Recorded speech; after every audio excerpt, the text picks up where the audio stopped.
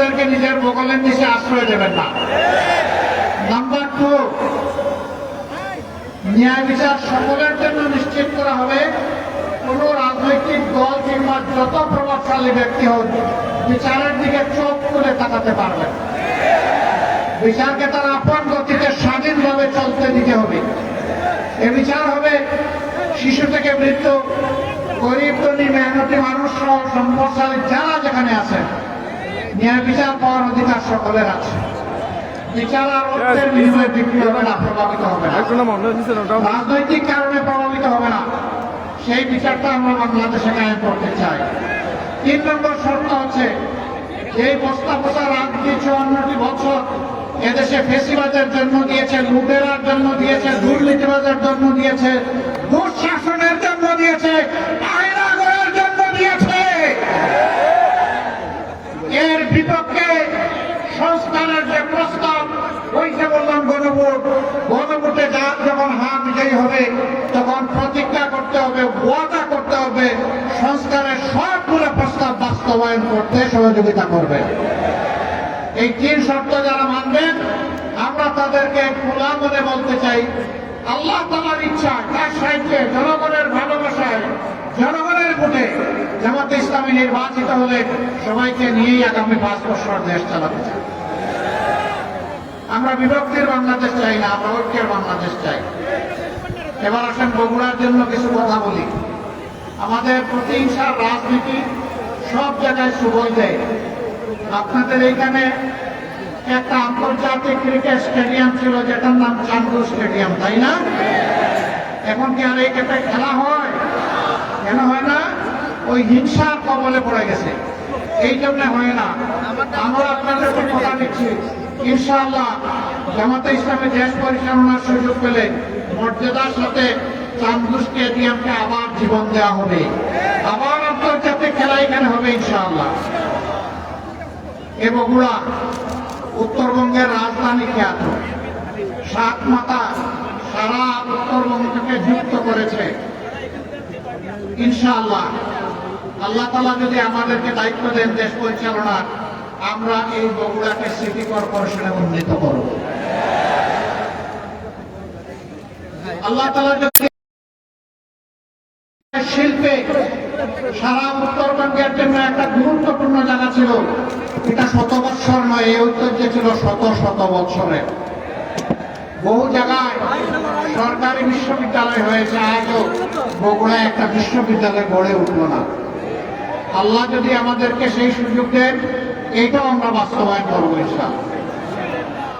মোটা দাগের এই বিষয়গুলোর পাশাপাশি যমুনার 2য় সেতু, এইটাও বগুড়াবাসীর দাবি, এইটা পাশের গাইবান্ধার দাবি। আমরা ইনশাআল্লাহ এটাকে যৌক্তিক বিবেচনায় নিয়ে তার পদক্ষেপ সেইটাও আমরা গ্রহণ করব। এটা কোনো দয়ার দান নয়, জামাতে ইসলামী তার দলীয় তহবিল থেকে এটা করবে না।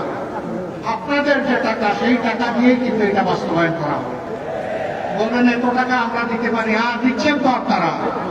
আপনাদের টাকাটা জুড়িতে রাখতেছেন, আর জুড়ির তলা না থাকার কারণে বাইরে চলে যাচ্ছে। বাংলাদেশ থেকে 28 লক্ষ কোটি টাকা বিদেশে 15.5 বছরে পাচার করা হয়েছে। আমরা চেষ্টা করবো পেটের ভিতরে হাত ঢুকিয়ে ওই টাকা বের করে আনতে। এটা জনগণের টাকা, জনগণের জন্য উন্নয়ন খাতে এটা এসে যুক্ত হবে ইনশাআল্লাহ। 2 নম্বর, চোরদের জল কেটে দেওয়া হবে, আর রাষ্ট্রের টাকা চুরি করতে দেওয়া হবে না। তখন আল্লাহ তাআলা এই রাষ্ট্রের ট্রেজারিতে তহবিলে বরকত দিবেন ইনশাআল্লাহ। রাষ্ট্রীয় তহবিল থেকে তখন সকল অংশ ইনসাফের ভিত্তিতে তাদের পাওনা পাবে ইনশাআল্লাহ তাআলা। সম্মানিত বগুড়াবাসী, বগুড়ার মানুষ আমরা জানি শান্তিপ্রিয়, দেশপ্রেমিক এবং দিনপ্রিয়, ধর্ম। আপনারা শান্তিতে বসবাস করতে চান, শিক্ষিত ভদ্র মানুষ। সারা বাংলাদেশে কিছু জিনিস আছে আমি ধারণা করি এটা বগুড়ায় নাই। আর 1 নম্বর হচ্ছে চাঁদা। বগুড়ায় চাঁদাবাজি নাই, কি বলেন এই সমস্ত কথাবার্তা আপনারা? বগুড়ায়ও চলে? হায়রে আল্লাহ, তাইলে দেশের কোন জায়গা বাদ করবে? ছাতার জ্বালায় অতিষ্ঠ জনগণ। এই ছাতার কারণে কৃষক তার পণ্যের ন্যায্য মূল্য পায় না। এই ছাতার কারণে মুক্তা ন্যায্য মূল্যে সে সবজি শাক কিনতে পারে না। ছাতাবাজারা মাঝখানে ভাগ বসায় দেয়, এর ভাগ করে যে জনগণের ঘাড়ে। ইনশাআল্লাহ তাআলা আজিম আমরা শহীদদের আকাঙ্ক্ষা বাস্তবায়নে, আমরা তাদের রেখে যাওয়া দায়িত্ব পালনে আমরা দেশবাসীকে কথা দিচ্ছি, আমরা ছাতাবাজ মুক্ত বাংলাদেশ গড়ব ইনশাআল্লাহ। বলবেন তার প্রমাণ কি? তার প্রমাণ আমরা এত মজলুম একটা দল, আর্থিকভাবে ক্ষতিগ্রস্ত একটা দল। আপনারা বলুন, জামাতে ইসলামের কেউ গিয়ে এই মুদির দোকানের কাছে রাস্তা নিজেদের হাত করবে না, মামলা বাণিজ্য করবে না। জনগণ সাক্ষী আমরা আমাদের কথা রেখেছি। এখন যে কথাগুলো দিচ্ছি সেইগুলো আল্লাহর পর্ব সরকারে বিইজনিল্লাহ আল্লাহ তাআলার সাহায্য নিয়ে সেইগুলো আমরা বাস্তবায়ন করবো ইনশাআল্লাহ। এই ধরেন একটা কথা, একদল তারা সরকারে আসা টাকা ধরে চালের কথা বলেছিলেন, চাল কেনেন, একটা হাত দিলেন। আচ্ছা, এখন কিনলেন না। 9 সাল থেকে শুরু করে 24 সালের 4 আগস্ট পর্যন্ত 10 টাকা কেজি ধরে চাল যারা কিনেছে তারা হাত তুলেন, তার কোনো হাত নাই। তার মানে কি? এই সমস্ত নগদ যে সমস্ত ধোঁকা দেওয়া হয়েছে অতীতে, ওরকম ধোঁকা আর বাংলাদেশের জনগণ দেখতে চায়। আমরা যা করব এটি আমাদের পৈতৃক সম্পত্তি থেকে নয়, এটি জনগণের অর্থ ভান্ডার থেকে তহবিল থেকে।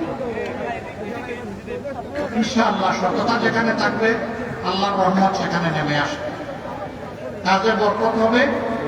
আমরা একটা সম্মানিত জাতি হিসেবে দুর্চা করে দাঁড়াতে পারব। সব জায়গায় গিয়ে যুবকদের জন্য যে কথা বলি এখানেও তাই, মায়েদের জন্য যে কথা বলি এখানেও তাই। বিশেষ করে মায়েদের ব্যাপারে একটা স্পর্শ বার্তা দিতে চাই। মায়েদের ইজ্জতের মূল্য আমাদের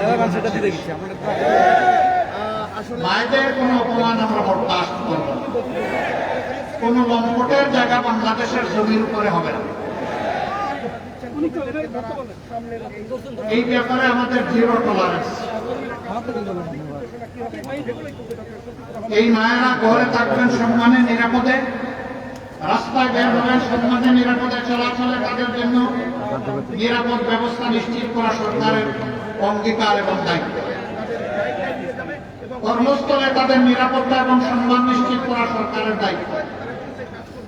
তারা নির্ভয়ে নিঃসংকোচে মনের প্রশান্তি নিয়ে স্বস্তির সাথে দেশ গড়ার কাজে পুরুষদের পাশাপাশি তারা অবদান রাখবেন ইনশাআল্লাহ। বলবেন ইসলামী সমাজ হলেও কি হবে? হবে, কেন হবে না? নবী করিম সাল্লাল্লাহু আলাইহি সাল্লাম আমাদের মায়েদেরকে তখন যুদ্ধের ময়দানে পর্যন্ত যোদ্ধা হিসেবে নিয়ে গিয়েছেন, সেবার জন্য নিয়ে গিয়েছেন। যুদ্ধের চাইতে কঠিন কোনো কাজ কি আসমানের নিচে আর জমিনের উপরে আছে? সেই কাজে যদি আল্লাহ রাসূল সাল্লাল্লাহু আলাইহি সাল্লাম নিজেই মহিলাদেরকে সম্পৃক্ত করে সম্মানিত করে থাকেন, হু আই এম, আমি কে, তাদেরকে কর্মক্ষেত্র থেকে বিরত রাখা। সুতরাং ঘরে বাইরে যার প্রয়োজন আছে, মেধা আছে, যোগ্যতা আছে, তাদেরকে তাদের জন্য সম্মানজনক জায়গা তৈরি করে দেওয়া হবে ইনশাআল্লাহ। আর যুবকদের জন্য আমাদের অঙ্গীকার, আমরা যুবকদেরকে ভাই আপনাদেরকে কোনো বেকার ভাতা দিতে পারবো না। আমরা বেকার ভাতা দিয়ে অপমানিত করতে চাই না। আমরা বেকার ভাতা দিয়ে বেকারের ফ্যাক্টরি বাংলাদেশকে বানাতে চাই না। আমরা আমাদের প্রত্যেকটি যুবক যুবতীর হাতকে দেশ গড়ার কারিগরের হাতে পরিণত করতে চাই। প্রত্যেকটা যুবক যুবতী শিক্ষার পাঠ শুকানোর সাথে সাথে তাদের হাতে মর্যাদাপূর্ণ কাজ তুলে দিতে চায়। তারা দক্ষ হয়ে দেশকে সেবা দিবে, তারা দক্ষ হয়ে বিদেশে যাবে, সেখানেও তারা মর্যাদার সাথে তারা আয় রোজগার করবে, দায়িত্ব পালন করবে।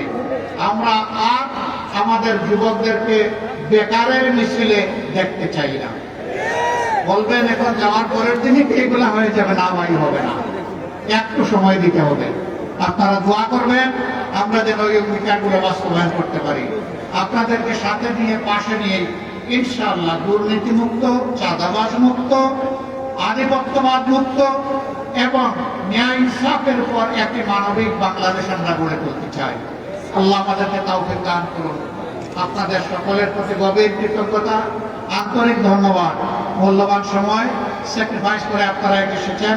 আমাদের এই আওয়াজ, এই কথাগুলো ঘরে ঘরে পৌঁছে দিবেন, দাঁড়িপাল্লার বিজয় নিশ্চিত করবেন। আর হা ভোটে আপনারা নিজেরা ভোট দিবেন, অন্যদেরকে ভোট দিতে বলবেন।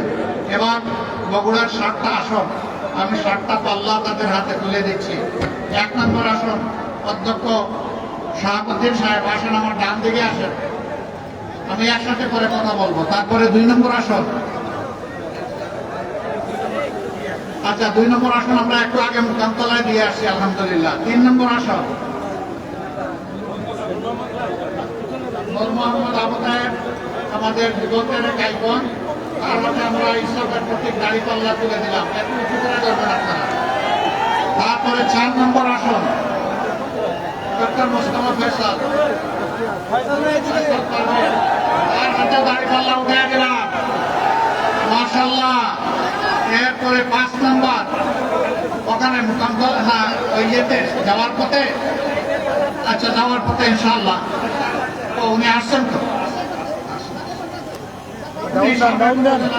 সিমেন্টারে কে সে জুড়ে বলেন, কবির ভাই জুড়ে বলেন, ইনশাআল্লাহ পাল্লার জয় হবে ইনশাআল্লাহ। তারপরে 6 নম্বর আসন, জি ডান দিকে আসেন, আমরা ডানপন্থী, আমরা কিন্তু বামপন্থী না। আমরা অধ্যক্ষ আবিদুর রহমান সোহেল ভাইয়ের হাতে ইসলামের প্রতীক দাঁড়িপাল্লা তুলে দিলাম। যেখানে দাঁড়িয়ে কথা বলছি তিনি এই আসনে প্রতিনিধিত্ব করবেন ইনশাআল্লাহ, আল্লাহ সাহায্য নিয়ে। 7 নম্বর আসন, জি সম্ভবত এখানে সিরিয়ালি তিনি বয়সের দিক থেকে 3 নম্বর হবে নাকি? 1 নম্বর শাহাদুজ্জামান সাহেব, 2 নম্বর